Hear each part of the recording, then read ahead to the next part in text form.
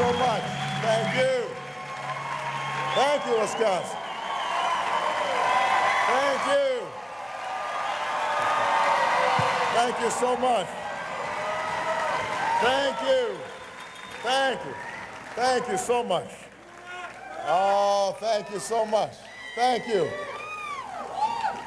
To my great friend and supporter, somebody who is working tirelessly every day on behalf of Democrats and Republicans and independents here in the great state of Wisconsin to help them achieve their dreams. Please give a big round of applause to your governor, Governor Jim Doyle.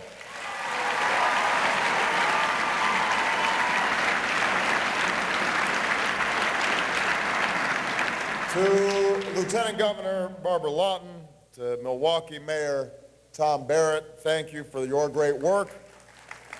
To my outstanding colleagues in the United States Senate, as good of a pair of senators as you could ever hope to have, Senator Herb Kohl and Senator Russ Feingold. I'm grateful to Wisconsin for sending them our way. To your outstanding congressional delegation, Congressman Steve Kagan, Congressman David Obey, Congressman Ron Kine, Congresswoman Tammy Baldwin, and my girl, Congresswoman Gwen Moore. Thank you for your great work. To all the other state and local elected officials, and of course, your party chair, Joe Winecki, for the outstanding leadership that he has shown.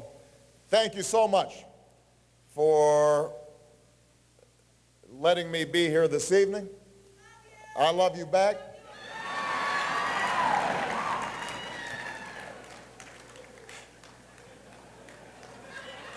You know, it has now been a year since I stood on the steps of the old state capitol in Springfield, Illinois, the building where Abraham Lincoln served for many years before he went to Washington, the city where I served as a state legislator before I joined the United States Senate.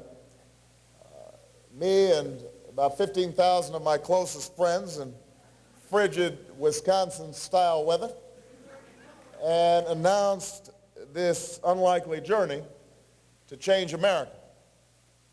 Now, I have to say that at the time, there weren't too many who imagined we'd be standing where we are today. There were people who asked me, why are you running now? You're a relatively young man. You can afford to wait. I knew I wouldn't be Washington's favorite candidate. I knew we wouldn't get all the big donors or endorsements right off the bat. And I knew I'd be the underdog in every contest from January to June. I knew it would not be easy.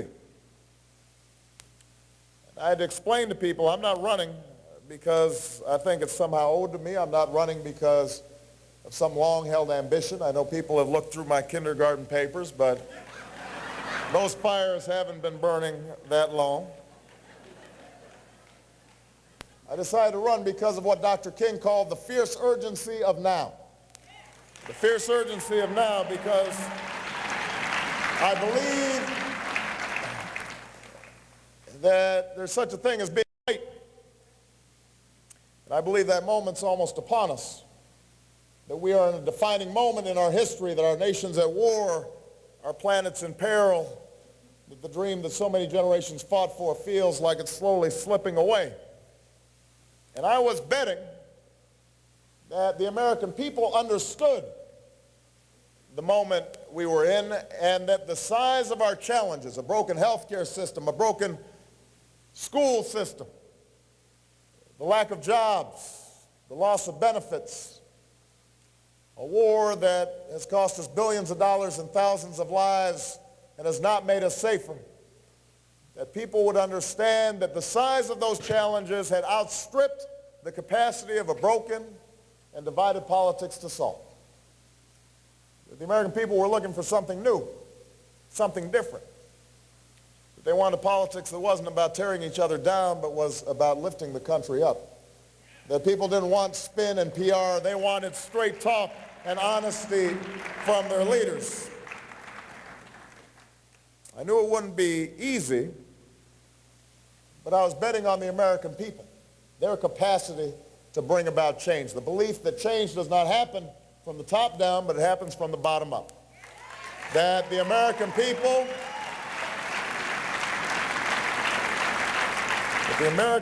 were ready. And as the weeks and then months went on, something began to happen.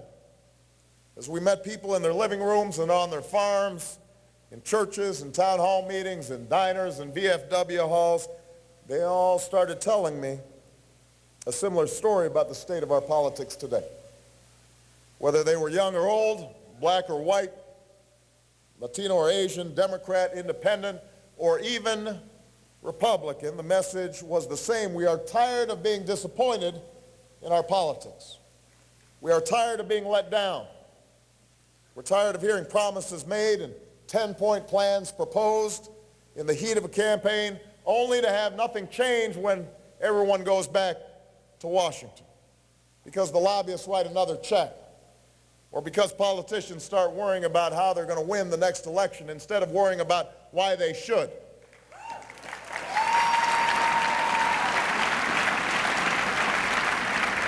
Because the pundits and the prognosticators and eventually the elected officials themselves spend all their time obsessing about who's up and who's down and what's happening in the polls. And we lose touch as to why we got into this thing in the first place. We lose a sense of what drew us into the idea of public service. While Washington's consumed with the same drama and division and distractions, another family puts up a for sale sign in their front yard. Another factory shuts down forever.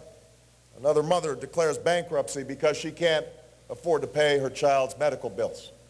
And another soldier waves goodbye as he leaves on another tour of duty in a war that should have never been authorized and should have never waged.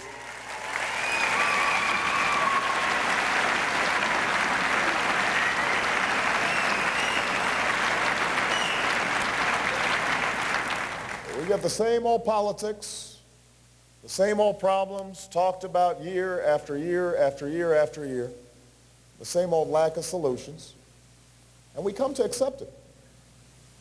We assume that this is how it must be. And in fact, when people tell us it's not how it must be, then we look at them as naive and idealistic. We take refuge in cynicism and think it's wisdom. We decide that we have to settle for children who are impoverished, and we have to settle for millions who are without insurance, and we have to settle for our standing in the world diminished. But in this election, at this moment, Americans are standing up all across the country to say, not this time. Not this year.